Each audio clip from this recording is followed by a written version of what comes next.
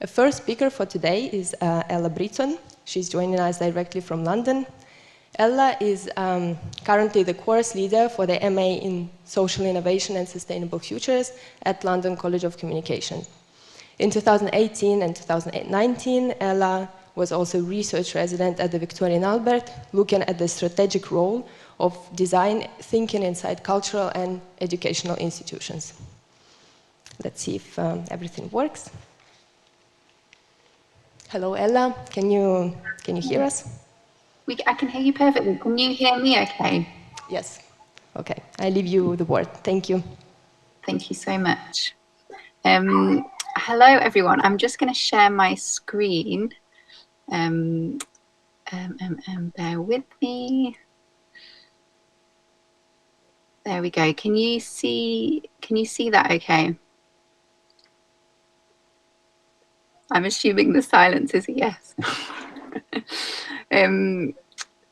Perfect, thank you. Well, great. Firstly, thank you so much for having me at this event. It's really, really nice to be with you, albeit over the internet. I don't know if you can see, but London is torrential rain today. So yeah, I'm just sort of stuck at home dreaming of being in Turin. So my name is Ella. I'm going to spend a little bit of time this morning talking through some of my previous work and ideas with you related to design learning, design thinking and collectivism in design. I've just popped my emails on here, so please do feel free to drop me an email if you want to at the end of this talk, and equally obviously I'm really happy to take questions at the end as well. That would be lovely. So firstly, I'm really sorry not to be with you in person today. It is a genuine disappointment. I'm imagining you sat a little bit like this, or maybe like this, more likely. I guess I just wanted firstly to acknowledge the sort of significance of this time, if that's even possible to do that. You know, while suffering's nothing new in this world, it's rare that something can unite us all so dramatically across borders. And like many of you, I'm sure, like I'm looking at my work now in a different light. You know, the world is different. So I'm presenting work to you today that's from a bit of a past life, and as I was pulling it together, it feels a little bit dreamlike somehow, or a bit unreal, but let's see what we can learn from the past as we all kind of collectively think together about what the future is that we crave. So I'm going back in time, bear with me, back in time to 2015, when I was working at the Design Council in London, and I got an email from a woman called Mariana Maya from Mexico, and she invited me to teach at Tec de Monterrey campus Querétaro in Mexico, which is the building you can see here. She was trying at the time to establish a sort of social design, social innovation competency within the school for architecture and design, and she invited me to join that adventure. So I went for a month in 2015 and came back and very quickly returned and stayed in Mexico for two and a half years. I can safely say it was love.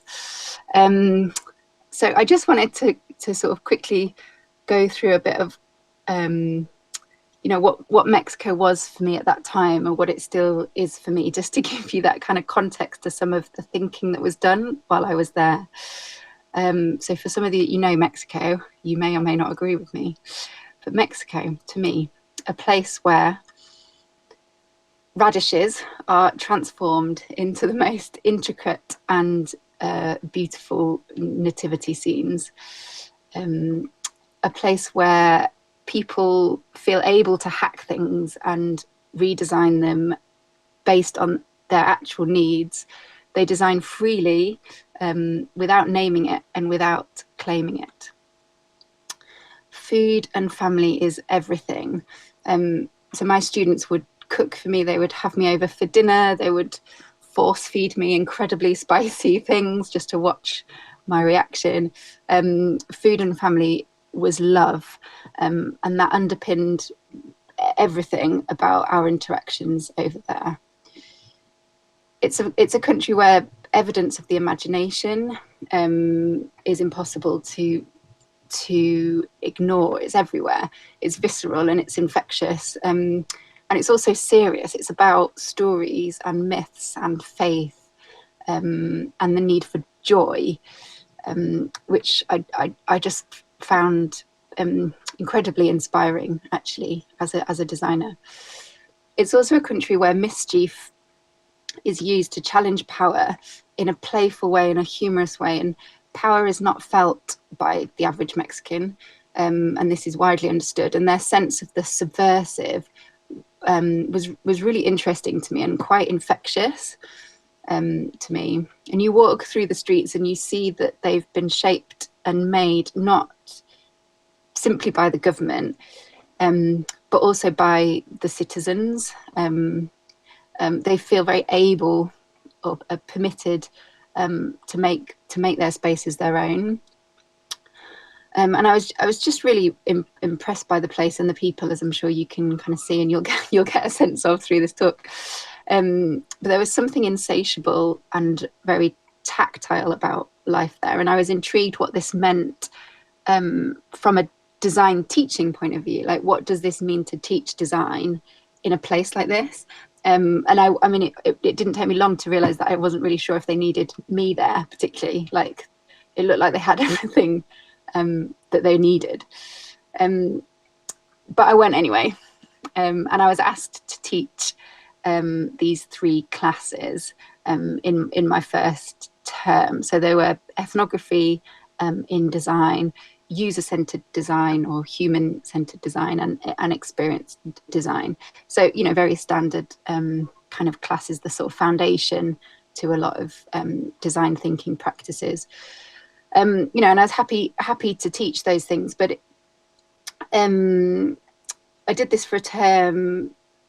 A lot of it was about sharing my experience of using these tools and working in these ways. But obviously those experiences were from a completely different cultural context, and it really didn't feel quite right. You know, given the sort of remarkable context that I was finding myself in, to be talking about the wet, cold Northern European way of doing things.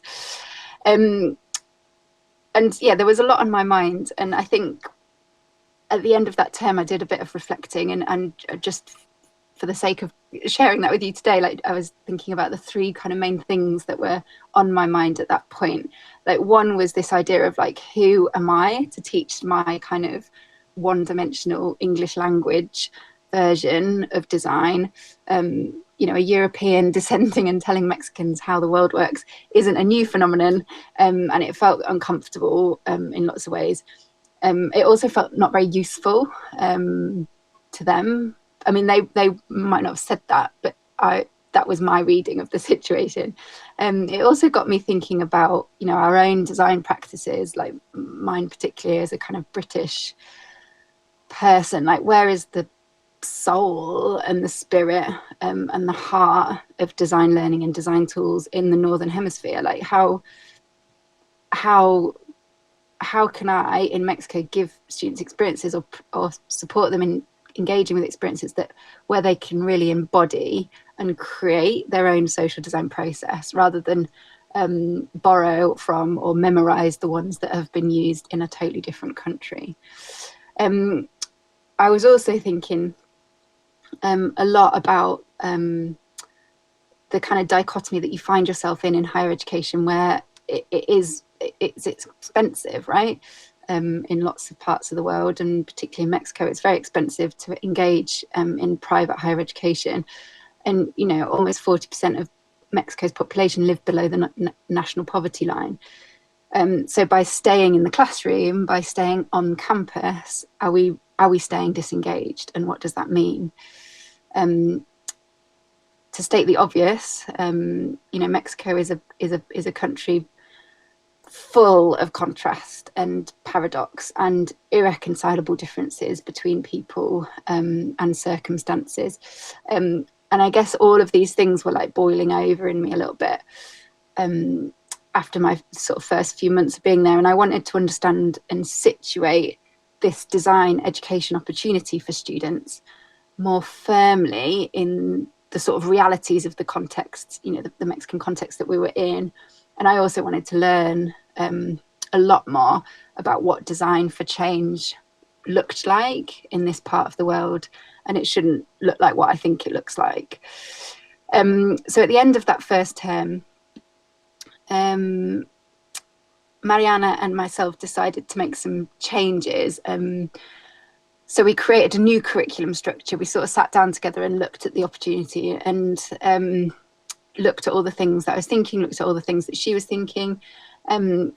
We called this idea the play lab, because we were really interested in play being like an act, like the idea of pressing play or activating play felt really interesting, and engaging the students in that sense of joy and mischief and creativity that is so true for all of them in lots of ways.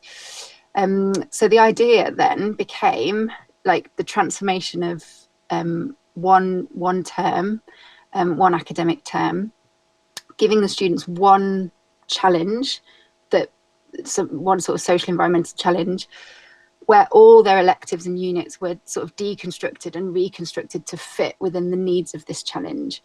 So nothing would be learned that didn't have a direct or an immediate relevance to what they had to do. And, you know, as with lots of universities, the way that their system worked is that each term students had sort of, I think, about 7 or 8 different classes or units, which actually didn't have much correlation to one another. So they were often doing lots of different projects, not seeing it as one unified experience. And obviously it's very, very hard for them to fully kind of engage and feel excited about any of that, because there's just so much going on that's different. So we wanted one unified challenge and for that challenge to be outside the university. So with people in the state of Querétaro, it was a challenge that we wanted to be related to a particular community or group who were already trying to achieve something. So, you know, a group of people living in Querétaro outside the university that may or may not benefit from some young kind of madcap problem solving creatives. And we also wanted it to be about breaking boundaries between disciplines. So rather than sort of teaching industrial designers about how to make product for industry, or architects how to build buildings, we wanted to break down those disciplines to say actually to be much more future facing, that, you know, to be an architect might no longer be about building buildings actually. So how do we give the students opportunities to sort of almost deconstruct their own concepts of their practice? So we also involved students from the business school, the media and comms school, to try and sort of seed those concepts of singular practice might not be the solution. So that was our idea. This picture here is just to signify that we wanted to get our hands dirty, and we certainly did. So here are some pictures from that first term. So we almost sort of prototyped the concept in 2016 with the support of the university, sort of. They thought we were a little bit crazy. But this was the first group of students that we worked with, and they worked with, see if I can click on these, they worked with a community called La Loma, which was in the north of the city of Querétaro, and it was a sort of suburb, so an urban situation, but a suburb who had been sort of historically neglected in terms of kind of investment and infrastructure. And there was a really, really strong community there who were quite active in trying to make change for their neighborhoods. So we connected with this group, and the students basically spent loads of time there. You know, they spent the first sort of couple of months of their term with people, engaging and listening. And, you know, it was like, it doesn't sound particularly innovative, but like for those students that had been so protected by this enormously fancy campus, it was life-changing for some of them. I remember one of the students came to see me in the office after doing some work there and spending some time with some families there. And she said that there was a parent of a child who'd taken their child, they basically couldn't afford their child to go to school past the age of 11 because they couldn't afford the 500 pesos that it would take to buy the books required and to buy the uniform required. So they decided it was more financially viable to put their kid to work, which makes sense, right? It completely makes sense. Whereas she was like sitting in my office, she was like, this outfit that I'm wearing is more than like 5,000 pesos, like, and I'm just wearing it. And shit, like the inequality was phenomenal, and it's almost like it just dawned on her. And to me, that was like a breakthrough moment. I was like, well, that's your responsibility, right? As a privileged designer, you now need to understand where you are and what your role is as a designer, and what impact you create in the world if you don't understand your privilege. Anyway, so yeah, it was a super eye-opening time, I think, for all of us, working with lots of young people, incredible like spirit, as always. The students did some really nice work where they were trying to like turn their curriculum inside out. So they were like looking at ways of sharing kind of their practice with the community. So this is a workshop in woodworking. They did workshops in like space making. They did a workshop here in like making concrete from scratch, which I don't think would pass any sort of health and safety standards in the UK. But they had a lot of fun. And then also they had a studio in the university, so they would come back like like maybe once a day or once every couple of days, come back, download what they're thinking. They'd get our kind of input and support. And this became a really interesting hub space for them, which they completely owned. So it was no longer kind of like an academic kind of owned space for them. It was very much a kind of working studio space. And anyway, at the end of that term, they developed this concept called ciclo taller, which is taking an old tamale bike, which is essentially a bike that's used to sell food. They pimped one up, they found an old one, pimped it up and turned it into a traveling design school.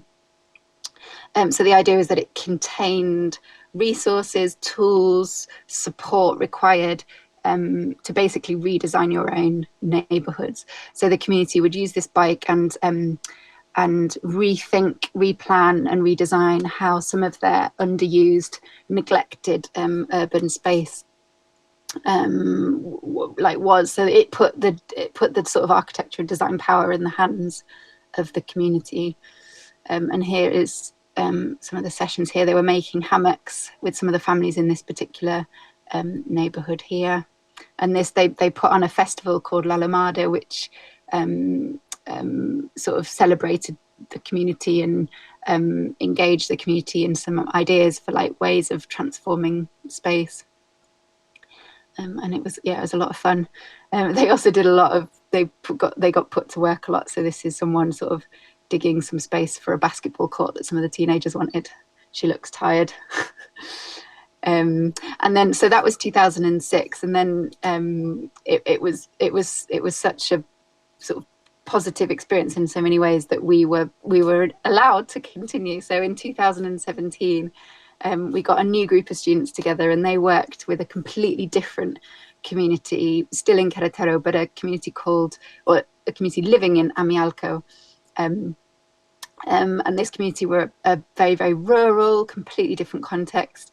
Majority of them were craftspeople, so made their livelihoods through making and cooking and selling food. But, you know, livelihoods were a daily struggle for this community. And equally, they had a very active sense of what they were about and what they needed, and they felt done to, really, by the government. So our students went and spent a lot of time there. It was a little bit further away from the university, so they sort of camped out there for quite a few weeks and got to know people. Were starting to learn the sort of skills that existed in this community and the sort of assets that existed. And after a similar amount of time, I mean, it's not very much time, but like 2 or 3 months of learning, they then sort of co-developed this social enterprise called Experiencia Labor, which is essentially a new opportunity for the community to make, to increase the sort of their livelihoods and increase their income through not just selling crafts, but also opening up their processes to people. So you could come to that community and you could learn with Maria how to embroider, how the very traditional amialco dolls are made. You could learn how to make tortillas and how to make mole, and be part of those experiences in lots of ways. So they sort of co-developed this social enterprise, and it's still running sort of 2-3 years later, which I just feel very impressed by, because the students, you know, after a term they no longer get the university's kind of full attention, but the students still came together as a group. They're still dedicated, you know, over COVID lockdown, they were still paying so much attention to the needs of this community in terms of their livelihoods. They enabled products to be taken from amialco and sold in the city through using university networks. And yeah, they're really dedicated to the cause, which I just think is remarkable, really. And there's a little film I'm going to share with you. In order to do that, I just need to stop sharing this screen and share another one. So bear with me 1 second. Here we go. Can you see that? Okay, cool.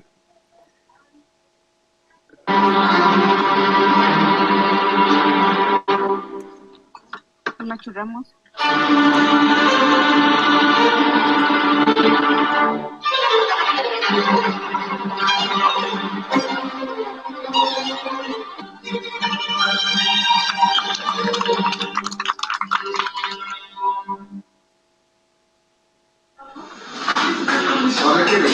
Labor es una empresa social que busca empoderar a los artesanos y a las artesanías.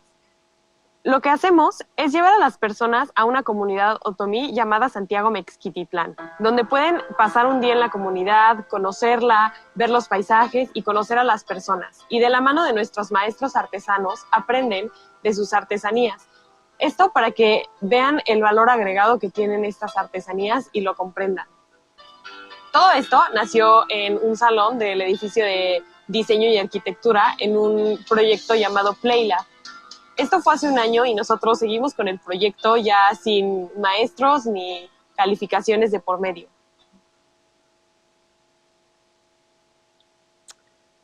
So, I'll just take the screen back 1 second.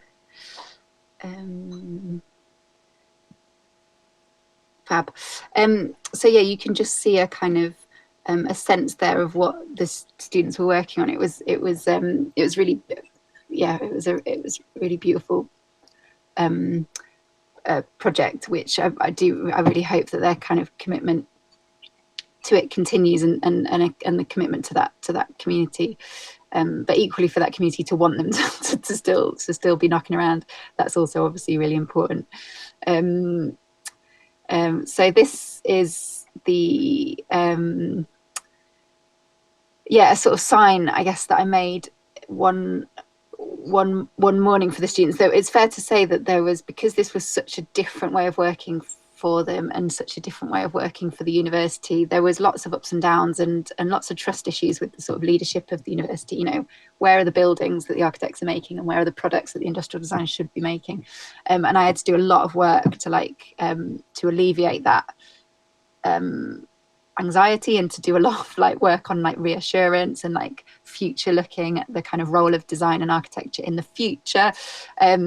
And I obviously had to sort of protect the students from a lot of that uncertainty. So this is an example of a sign that I made and stuck on their door one morning to say, come on, we can do this. If you want to have a look at any more of the PlayLab work, they're still continuing. So they've got 2 more projects over 2018, 2019. I would imagine this year it might be slightly different, but they've got the Facebook group that the students kind of keep updated on all they're doing. So if you're curious, take a look. And obviously after the first year, I needed to pay quite a lot of attention to this idea of like, you know, how do we demonstrate the value of this type of work, and that this way of working not only benefits the students, it benefits their futures, it also benefits you know, society in some way. And I had to do a lot of sort of evaluation work to make that point, I guess, to the university. And I just wanted to draw out some of the main sort of thoughts that came out of that, if it's interesting. Sorry, just to go back, sorry, to that quote. I really like this quote from one of the students. It really stuck with me. So this idea that this worked because we loved what we were doing and we put love into it, and that was the ingredient for success. And that's certainly something that I saw in the way that the students worked, and I saw in the way that a lot of the fabric of the culture there worked. The idea of it was love and it was care, and those concepts I've really taken on with me as I start to think more in different terms about kind of what social innovation is. So yeah, just to sort of rattle through these. So a lot of these were sort of given to me or worked through by some of the students and by the community that we worked with, but there was something really important about deconstructing boundaries. So, you know, in order to face the future, we need to be able to work across the barriers, not only of our own practice, but also of our worldviews and our biases and our realms of experience. So how do we create opportunities for students to feel capable of doing that and to feel confident to do that, and to understand that that is a necessary part of a skill set, which I think the future requires. There was also something really powerful about the collective element of this. So we made a lot of bold decisions about this because it felt like this collective force was really important. And collaboration is not it's not often cultural within traditional kind of education systems. You know, we often teach within the sort of paradigm of competition. So you pip students off against each other, or the evaluation process is very individualistic. Whereas I really believe there needs to be a sort of new world, like collectivism in design in education systems. So for this particular example in the PlayLab, we made a decision not to give any individual student a grade. The project was collectively graded, so it was one grade for all of the students. So we're not singling anyone out, we're not like saying you're better than you. It's like, how do we together make this work? And I think that was quite interesting to think about, like collective ways of assessing students, which I hate. I'd rather not assess if I had a choice, but that's important to some institutions. So the third point, learn through uncertainty. So this idea that we shouldn't ever really start something knowing exactly how it's going to end. The world needs us to be responsive. It needs us to be open to input from others, to failure, to learning, to the kind of nature of collaborative exploration. That actually we should always be ready to make change or to shift our direction or to acknowledge that we were wrong. And we need to let go of what we think we know. And so I think this sense of uncertainty is very, very it's very difficult, I think, for a lot of traditional systems to work with, and equally for students to work with, who are so anxious about getting a good grade, so anxious about doing the right thing. So how do we build in that sort of acknowledgement and that understanding that uncertainty is what it's about? There's also something about relevance of practice, so giving students opportunity to question the role of architects and designers. And this is a sort of deeply political act. You know, questioning the power and the authority that you have to make world-altering decisions. And I think I was really keen for the students to be critical of the things that they were learning at university. So just because you're taught how to make a chair, it doesn't mean you need to make a chair. So how do you give students that real confidence to understand their responsibility in a wider context and to rise above the kind of industry expectation that is going to be forced on them once they graduate?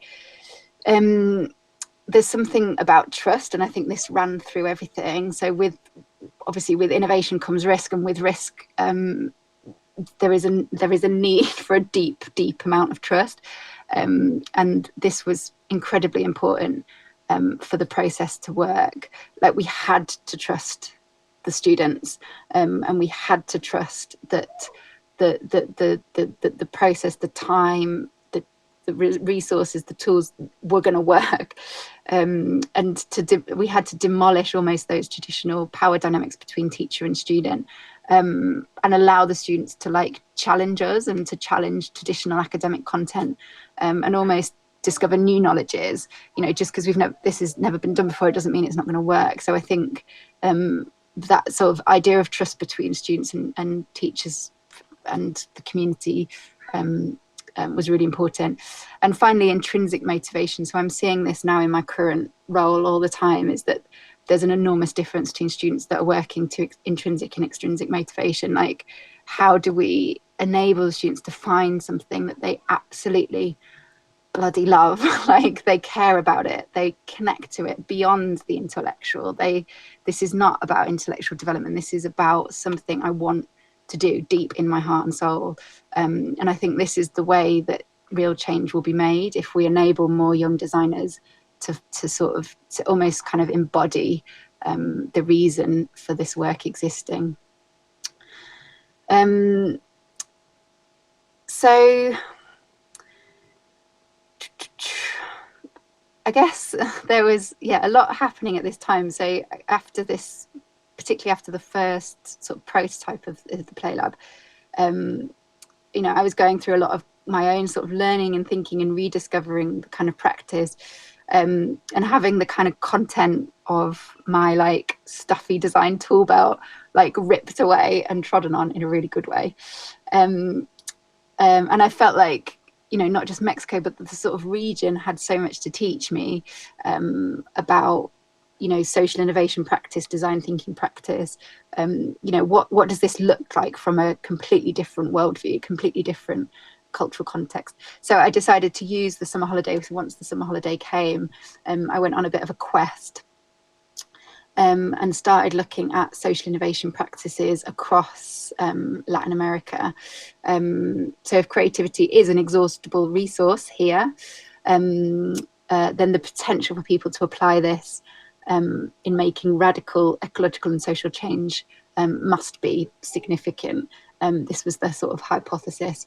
So I took 4 weeks to visit different cities in parts of Central and South America. And I'm just going to attempt badly to summarize what that was like, because it's probably not wise to ever try and summarize the complexity of these things. But anyway, 4 weeks, I went to Bogota in Colombia, I went to Santiago and Talca in Chile, and I went to Lima in Peru. And I'll just go through each one. So I don't know if you know Antanas Mockus, who used to be the mayor of Bogota. He's a philosopher and a politician. If you haven't come across his work and you're interested in social innovation practice in politics, then have a look. His name is just there. But there were multiple examples of him using a very experimental and very brave series of kind of methods in trying to create behavior change in the city. This one picture comes from his idea to replace traffic wardens with mime artists, and to almost like call out kind of bad driving, and to look at like modes and ways of giving pedestrians more power on the streets. And it sounds bonkers, but there's lots of research to look at kind of the impact that this had, and like how do these ideas and how do these really different ideas create behavior change in ways that we haven't seen before. So I think we can for sure critique and criticize a lot of that work, but I think there's also something really powerful about the invitation to do things differently, to do politics differently, and I've never seen that happen in the part of the world that I'm from. So Bogota has got a bit of a sort of history of examples of civic and citizen sort of led innovation, especially in urbanism and sort of public space. I also went to Chile because at the time it was probably one of the most economically kind of strong, and it was promoting very actively its like investment in social enterprise and startups, and it has a lab at the sort of center of government, which was pioneering very new practices in policy making and civic involvement, which is very interesting. It's something that the UK was trying to do kind of at the same time, so they were learning from each other a little bit. But there were also examples of kind of how this investment and support was seeing seedling social innovation ideas to develop. So I was interested in that. And there was an incredible university called Talca, which was in Talca. And it was set up sort of a few years after Pinochet was taken out of power.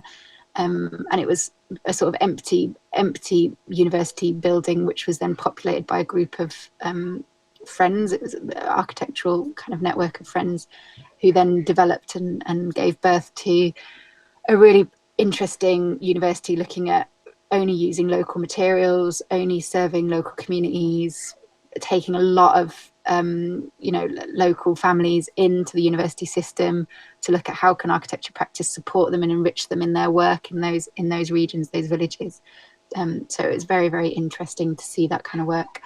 And in Peru, I went for a few reasons, but one because I was invited to see the circus, which remains one of the best nights ever.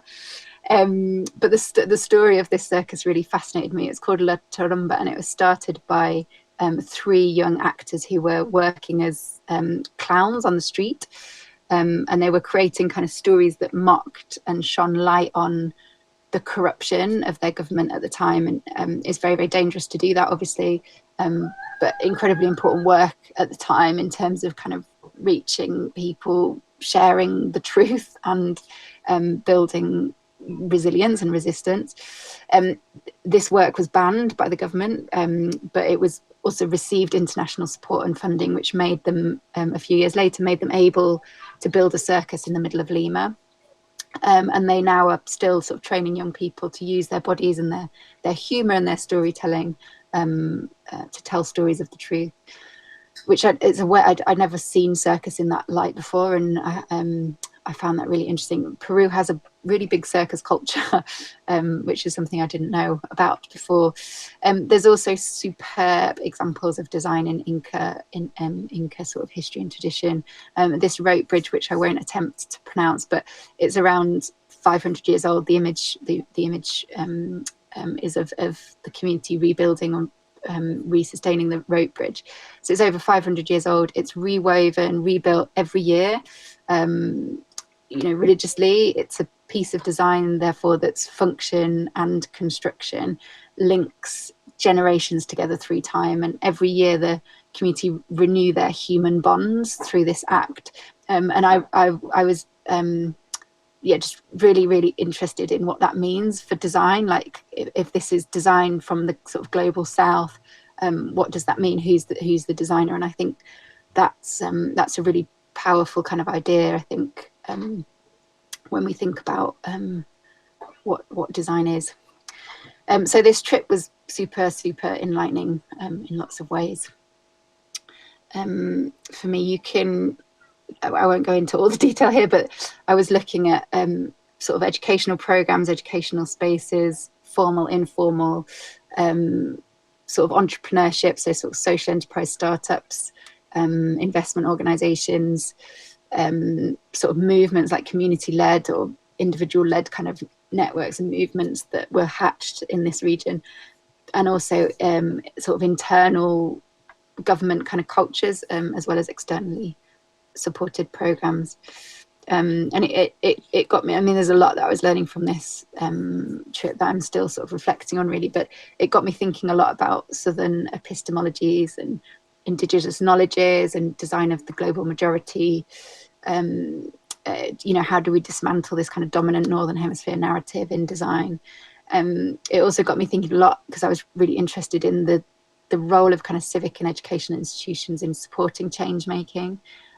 So, you know, obviously I was interested in that from a university perspective. And also these ideas of politics, like with a small p or a capital P, you know, looking at sort of positions of power and decision making in in regions and neighborhoods, and like ways of making change in this region. And also, yeah, really interested in Chile. Has changed a lot since I was there, I think, but there was a super sort of startup fad, particularly in Chile, and I'm curious as to whether this is the best way to start a wave of change, or if it's a little bit risky, because obviously as governments change, ideas change, investment changes, and whether just starting something up is enough. You know, how do you keep things going was the question I had. So bringing you forward, oh sorry, if you want to look any of that work or that research, look south.blog is the link. So do feel free to have a little peruse. I just basically wrote up all the sort of conversations that I'd had over those 4 weeks as a piece of research, so if it's interesting. Anyway, a little bit of a sad moment here. Had to leave Mexico. Left Mexico with a super spring in my step. It was a positive try. I made the choice to return to the UK for many reasons. But here's me being driven back from Heathrow. I think I was probably crying in the back, middle of a snowstorm. I mean, it just, couldn't have been a sort of more different journey. But I remember feeling like I'd gone colorblind, and it took me a long time to get past that. But this idea of like, wow, my eyes can only see like tones of grey now. Where's the color gone? So I guess that's something we need to bring into our design as well. Anyway, so I decided a sort of next step was to do this residency at the V&A, the Victoria and Albert Museum in London. They were looking at the time for a design thinker in residence, to see if this sort of, you know, quite a new method for them as a museum, this new method of design thinking, to see if it would add value to them as they started plotting their future as a civic and kind of cultural institution. The two things I was thinking when I started, or the sort of reason why I guess I took the residency, was one, like, do I actually believe in design thinking anymore? And two, can museums, similar to universities, can museums be a public space for social or environmental change making? Like, can they be that vehicle? And I was really interested in that, and still am. And sorry, just to big up Antanas Mokas again. But this was in the exhibition when I started working at the V&A. The exhibition at the time was The Future Starts Here, which is a really interesting exhibition if anyone wants to look it up. But they exhibited Mokas's Super Citizen suit, which is a suit that he used to wear and like run around Bogota basically solving problems. I just think that's really exciting. Like, imagine our politicians engaging in such a thing. So the first question, is design thinking the answer? Yeah, well, let's see. I probably won't like go into a huge detail onto like the intricacies of the design thinking methodology and process here. I'm sure most of you understand what it is anyway, but I think when I sort of look at the extent to which design thinking is like diagrammed and drawn, like just like part of my heart, like just sort of, I don't know, something, looking at this makes me feel a little bit sad. And I think when you compare it to like ways of work, or like the philosophy of working, or the kind of energy of working, something dies when you start to make a diagram. But diagrams are what design thinking loves so much. So I think, is design thinking the answer? I don't think it is, but I don't think anything in itself is ever going to be the answer. But I did a lot of work at the V&A to like provide them with the sort of framework for design thinking. So if this is useful, like if these principles are useful to you, these are the principles. and I drew them out so that it felt very, it didn't feel like a series of tools that needed to be used, but it's a series of kind of ways of working or ways of believing in something. But I also then looked more critically at the kind of process itself in relation to the time that I was there, and yeah, just to sort of share these with you. Yeah, a bit of context. I was also doing quite a bit of kind of interviewing and listening to people within sort of museums and sort of cultural settings, doing a bit of reading and research, and using this thinking to critique the design thinking process. And this is also obviously against like the backdrop of my work in Mexico and South America, and being in a very old and beautiful museum. So the 4 things that I was sort of thinking about in response to that question. So this idea of temporality. So the pressure of time is very dominant in design thinking processes.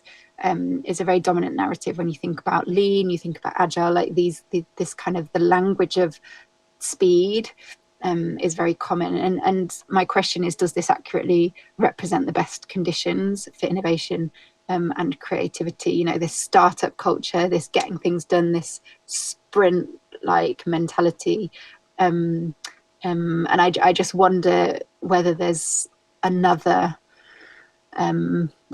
way, or there's something that you miss when you work that way. The other topic there is constraint. So the structure, it can't help but be linear, and you can see that in all of the diagrams. No matter how many circles you draw in and arrows that you draw in multiple directions, you can't help but have a beginning, middle and end. And does this suit the nature of the challenges that we face today? Are things as tidy as that, and should they be? There's something about context. So this process, you know, we think about design thinking as a kind of singular process, and this process is you know, frequently or often in isolation of any sense of past or any sense of present. So how do great projects get going in the first place was my question. You know, how do great ideas become real and lasting? And they seem, that seems to be missing from this kind of the more kind of jazzy, exciting bit, which is getting ideas off the page. But actually, how do you make things last?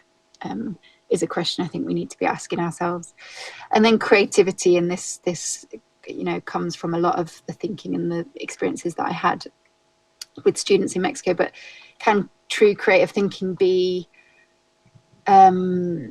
programmed and structured and defined? Like, is that a contradiction in terms? Like, does a process need to exist for what should actually be an organically creative, human-led way of problem solving or way of working or way of playing? You know, where is the room for chaos? You know, I wonder if Anton Ximokis went through a design thinking process to sort of put mime artists on the street, you know, or what, like, there are other ways of doing research and thinking. And I just, yeah, I'm curious about whether the true sort of creative spirit gets killed a little bit when you over programmatize something. So just another blog. So a lot of the conversations and the thinking or the research that came out of those first few months of my residency, I just put it on this blog so that it could be shared if people were interested, called the Co-Museum. So looking at these ideas of kind of, you know, whose narrative, who's powerful, like who decides, like these ideas of like curation being a very powerful act. How do you break down the sort of barriers between audience and decision maker? Yeah, so I was looking at all of these ideas, which link deeply to the sort of design ethos, design processes, but try and make it applicable to people working in the cultural sector. So then, oh, and you can, if you want to have a look at that, I'm giving you a lot of things to look at. You don't have to. comuseum.wordpress, and it's not finished. It's a kind of work in progress. So you'll probably see evidence of that. So all of this work, I guess, at the V&A, all of this work that's culminated over the past sort of 2-3 years was coming together in my mind at this time, midway through my residency, and I wanted to do something with it. So I sort of sat down, and these like 8 ideas came to mind, and I'll go through them because I think they're important as like underpinning kind of thinking somehow, although they should be changed all the time. But these were the ideas that were sort of rising in my head. So collectivism, to work together, to be in common, to serve others, to lead others, to hold power, to feel powerless, to drop power like a hot potato. Ambiguity, to not know the answer, to not know the question, to be baffled, to stop in your tracks, to make new tracks, to go backwards. Authenticity, to tell a true story, to ask for the truth, to call out for the truth, to wait up for the truth, to know what truth is. Growth, to start from nothing, to start from something, to repair or to replace, to try to create or to bury. Activism, to notice, to take up space, to be heard, to be unheard, to be unequal, to know injustice and to act now. Self-critique, to be wrong, to be critical, to try harder, to try less, to be brave, to stop. Mischief, to be human, to trust and be trusted, to mess up, to reveal, to be an unprofessional, to hold space, to open up, to invite, to care, to give and to wait, and that's hospitality. So these sort of 8 pillars sort of sat in my head, and at the same time the V&A asked me to share my work as part of this residency at the London Design Festival, which I must have thought about for like seconds, and then I was like, hang on a minute, that doesn't make any sense. Let's subvert the London Design Festival at the V&A this year. Actually, let's create a space which has not yet been designed, a space that turns into a school for the 10 days of the festival. We don't know who will come, we don't know who will teach, and we don't know what will happen, but let's see, shall we? And they said, all right, let's do that. So we did it. So I called it the Collective Design School, and I actually had some funding left from my residency, which I then looked at and split it up into like 12. So then I publicized the opportunity so I was interested in the design school having like a skeleton curriculum to start with. So I publicized the opportunity like a few weeks before, said, does anyone fancy doing anything within this school in response to those 8 provocations? And then I had those chunks of money to make sure that I wasn't asking anyone to do anything for free. So I had a few people come back to me, like through different sources, not people that I knew particularly. And then together with sort of a team at the V&A, we sort of looked at then like programming the kind of skeleton structure for that week. And then on top of that, I invited people just to sort of show up on the day, share whatever they wanted with whoever was there. So there was a kind of range of people and purposes throughout that week. So this is a summary of it, a curriculum built by us all over 9 days between September 14th and 22nd in 2019. A curriculum for a new type of design school was collectively built inside the V&A. Every day, different people became the facilitators of a shape-shifting space, building learning experiences that helped us all think deeply about design the world and the relationship between the two. So I acted just as a sort of host for the space and not anything more, and had no control over what was going to happen, which was a role that I really, really enjoyed. So you can see these are some pictures, obviously from the time. You can see here there was like a globe-like wooden structure that existed already in one of the galleries inside the V&A. So we sort of just took it over. So it was empty on day one, and then every day, whatever people were working on or whatever people brought, it then became the exhibition. So the school sort of emerged during that time. But it was a really beautiful space to be able to use. It was very protected. People described it like a kind of like an igloo or a sort of cave. Someone said it was like a womb, which I thought was really nice. But yeah, that's the sort of that was the sort of structure, which I thought was quite an interesting frame around the event. And then you can just see this is kind of every day, quite different things happening. People came to do sessions, workshops, and we wrote posters up day by day as to what was happening. People also just came to read a book. We had lots of books being shared in there.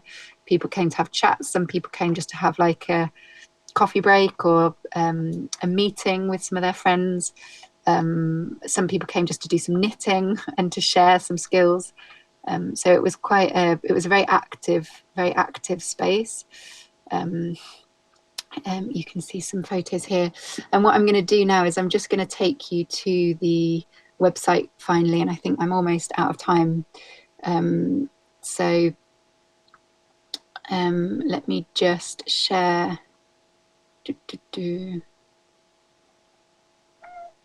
Sorry, hang on a sec. Let me just swap the screens over so that you can see the website. There we go. I think that's okay. Cool. So I'm not going to go through this. I think I've run out of time, but I won't go through in detail. But please do have a look if you're interested. The Collective Design School, collectivedesign.school is the URL, and I've just on here the collective curriculum. On here just laid out kind of each kind of session that happened. So we had like protest posters being made, speculative thinking workshop from two architects, listening workshop, a tool to get people to listen deeper and think about the role of listening in design. We had two kids who were incredible, creating a time machine so that adults could go back in time and reconnect with their creative self. We had some work from a PhD student at the RCA looking at collective essay making. She was interested in like plurality of voice in academia. We had another session looking at plural futures. So when we're speculating about the future, how do we ensure that we're doing that from a non-Western or non-Northern European point of view, or non-white point of view? We also had sound meditation. So this idea of like, in order to make change, we need to connect quite deeply with ourselves and our relationship to the world.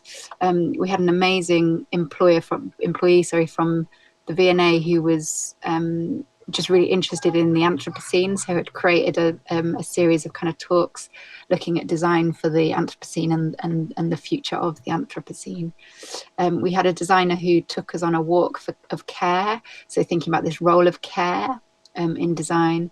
We had two women who both from Ghanaian descent, who were looking at like head wraps as an identity in their culture, and they created a workshop looking at how do we do it, and hosting a conversation about like identity and cultural identity. We had a session looking at like ways of making space different, so this tool to generate different sort of terminologies around schools. So this generative think tank, if we call this an igloo, how then do we behave? It was really interesting session. This one was looking at like freak flags, so this idea that this idea that like we're all kind of freaks, and let's like open up about that, and what does that kind of identity mean? And then a collective making session at the end, where people made patches and came together to create a piece of work as a collective act. So this was the curriculum which kind of came together, and I'm just going to end this talk. Yeah, I mean, it's fair to say, like, I found it just absolutely fascinating, like the variety of people that got involved, the variety of different takes that people had on design learning, and those kind of 8 pillars.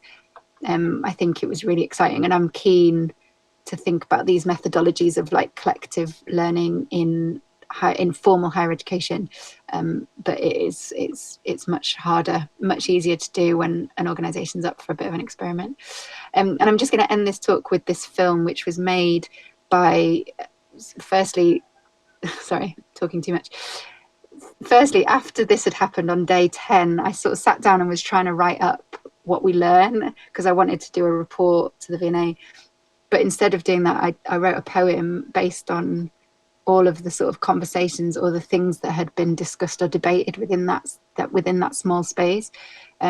So it just felt like a more spontaneous, kind of honest reflection of kind of what happened right at the end. So I wrote this poem, and then some students from Ravensbourne University offered to make a film of the poem using like footage that they already had. So they collected together found footage from all of them and made this film. So I'm just going to end on this film. What do we want from the space here together? Cocooned by the question of collective future. What does it mean to be truly together? To listen, to learn, to let go of what's known. What is knowledge, we ask, as our brains start to open. Where is power? We question, as the singular turns plural. Stop telling us who. Stop telling us how. Stop telling us when, what is and what's not. Start listening to those being stunted by noise. Start listening now to the planet we've exploited.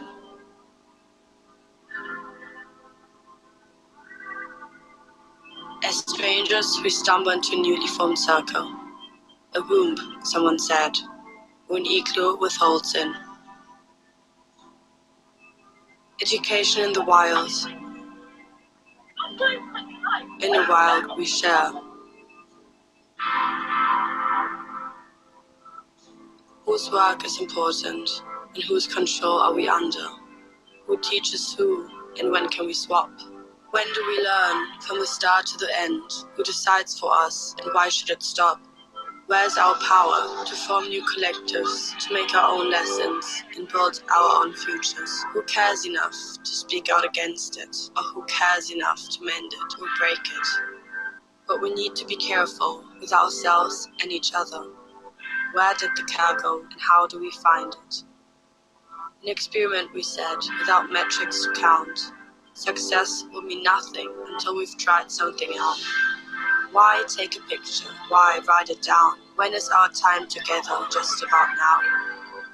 The language of us, the language of we, the language of love, peace, protest, and anarchy. The time to be radical, kind, wrong, quiet. The time to hold, believe, belong, we. The time to hustle, stop, listen, act. The time for us all is now.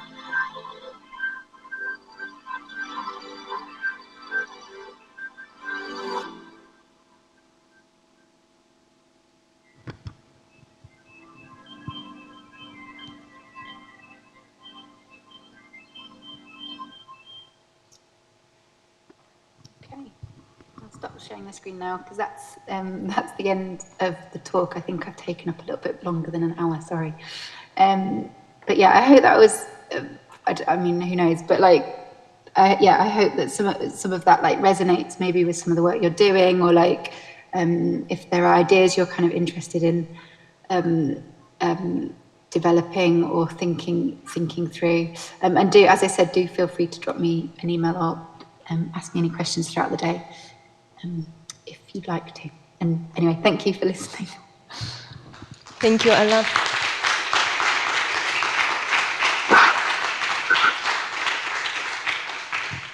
Thank you so much. It was very emotional and inspiring, I think, for everyone. I have a couple of questions, and there is also a question coming from the public, so if you don't mind, just I will go with it.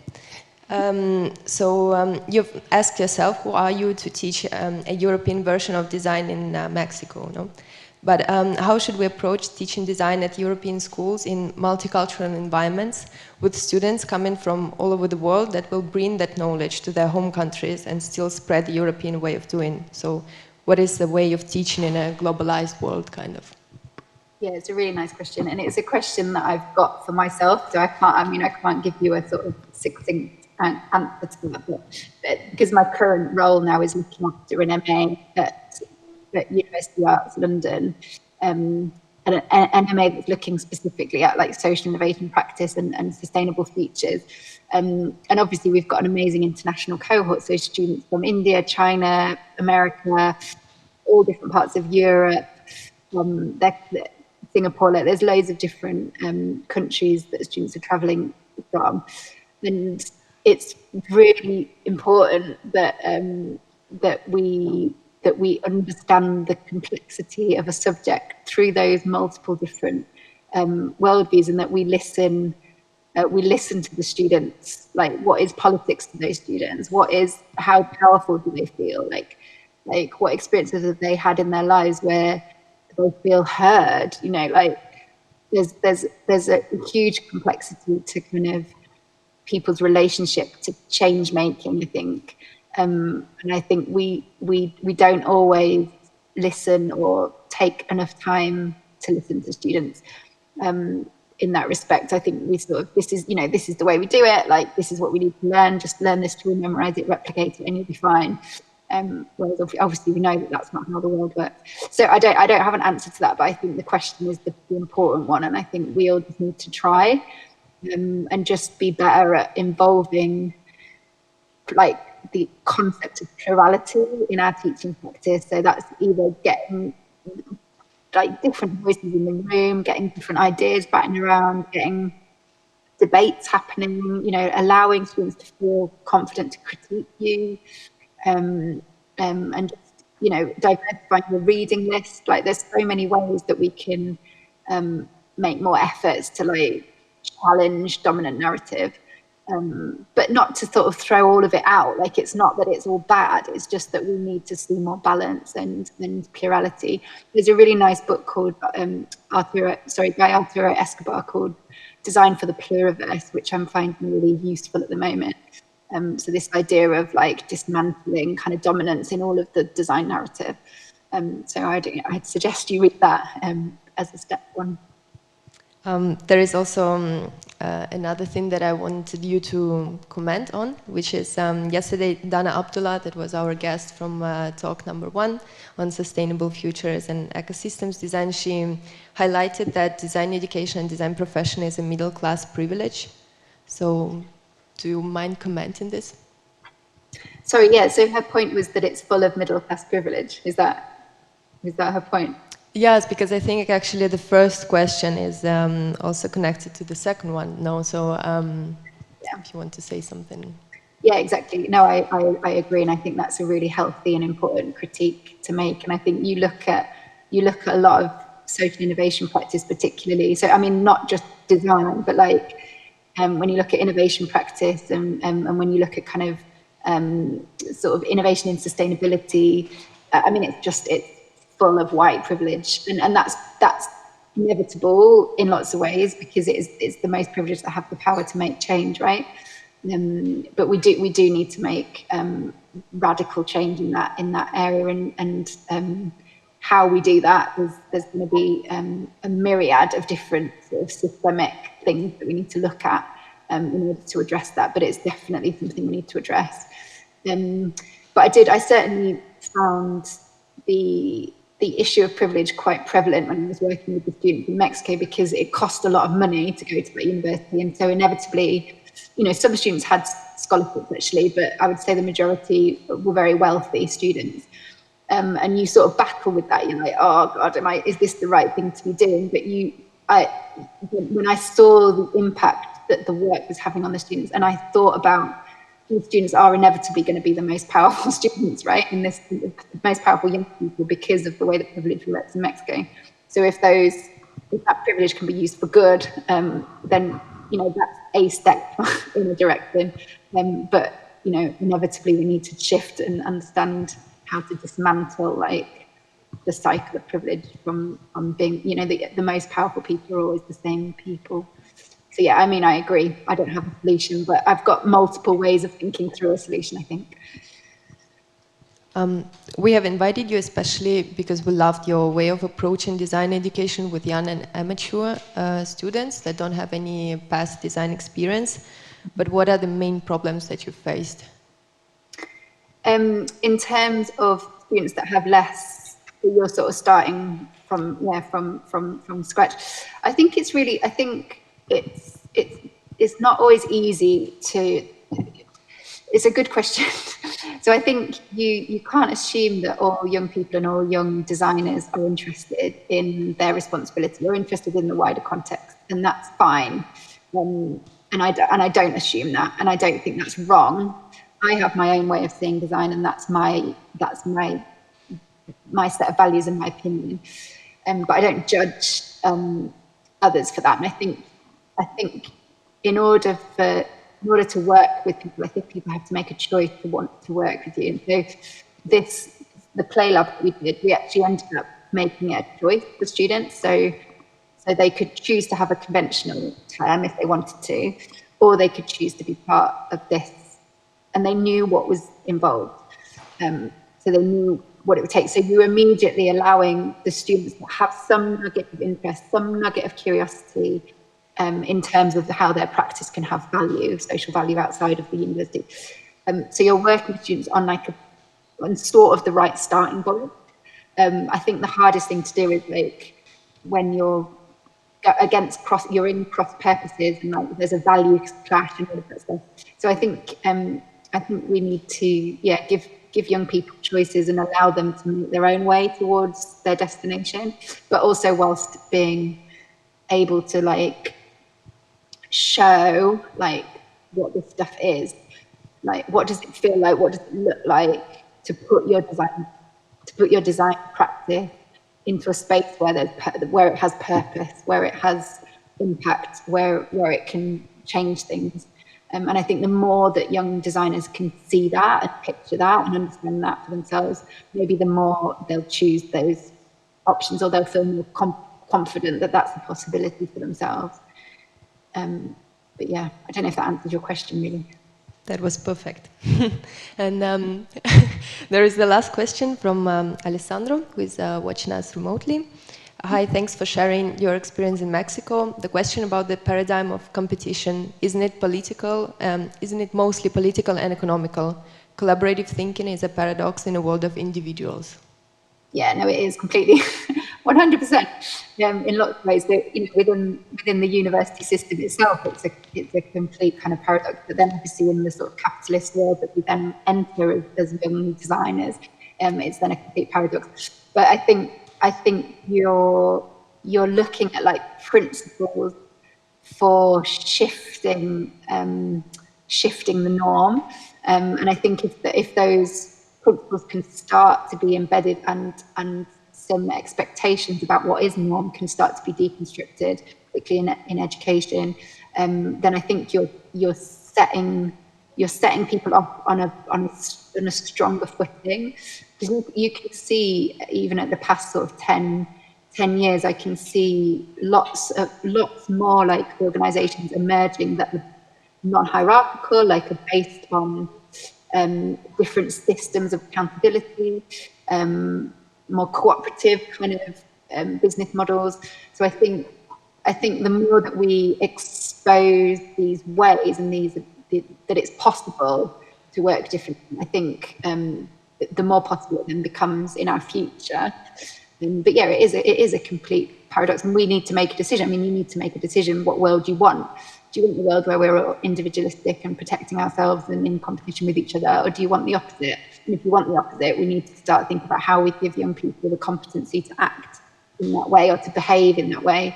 And I think design is awful for that. I mean, I was taught graphic design at university, and all I was learning about was white men who were old and successful in whatever way that meant. And that was all I was ever taught, and it infuriated me. We pick these people up, we put them on pedestals, and that's what we think is success. And I think we need to change that. I really think we need to change that. Thank you. Thank you, Ella.